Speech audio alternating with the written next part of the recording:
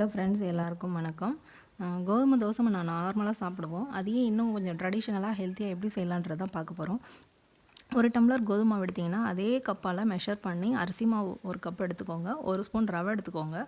தேவையான அளவு உப்பு போட்டு எவ்வளோ தண்ணியாக கரைக்க முடியுமோ அவ்வளோ தண்ணியாக கரைச்சிக்கோங்க. சின்ன வெங்காயம் பொடி பொடியாக அரிஞ்சிக்கோங்க. ஒரு பச்சை மிளகா பொடி பொடியாக அரிஞ்சு போட்டுக்கோங்க. தேவையான அளவு கொத்தமல்லி தழை, கருவேப்பிலை அதையும் பொடியாக அரிஞ்சு போட்டுக்கணும்.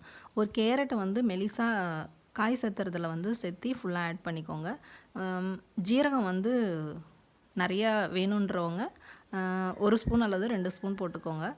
காரம் எவ்வளோ வேணுமோ அதுக்கு தகுந்த மாதிரி மிளகு 1 பாதியமாக உடச்சி போட்டுக்கோங்க. கொஞ்சம் பெருங்காயத்தூள் ஆட் பண்ணி ஒரு 10 மினிட்ஸ் ஊற வச்சுட்டு கார சட்னி இல்லை உங்களுக்கு தேவையான சட்னி எது வேணுமோ ரெடி பண்ணிக்கோங்க. நல்லா தோசைக்கல்ல ஹீட்டான பிறகு தான் ஊற்றணும். நல்லா ஹீட்டான பிறகு எண்ணெயை ஊற்றிட்டு அந்த தண்ணியாக கரைச்சி வச்சதை நல்லா கரண்டியால் ஒரு குடப்பிட்டு அதுக்கப்புறம் நம்ம சுற்றியும் நார்மல் தோசை ஊற்றுற மாதிரி இல்லாமல் நம்ம இந்த மாதிரி ரோஸ்ட் பதத்துக்கு வேணும்னா இந்த மாதிரி தண்ணியாக கரைச்சி ஊற்றி 2 பக்கமும் ரோஸ்ட் பண்ணி எடுத்தோன்னா சூப்பரான பிரேக்ஃபாஸ்ட் ரெடி ஆகிடும். ட்ரை பண்ணி பார்த்துட்டு எப்படி இருக்குன்னு சொல்லுங்கள். நாங்கள் இன்றைக்கி கார சட்னி வச்சு தான் இன்றைக்கி ரெடி பண்ணி சாப்பிட்டோம். அருமையாக இருந்தது. ட்ரை பண்ணி பார்த்துட்டு எப்படி இருந்துச்சுன்னு சொல்லுங்கள். சப்ஸ்கிரைப்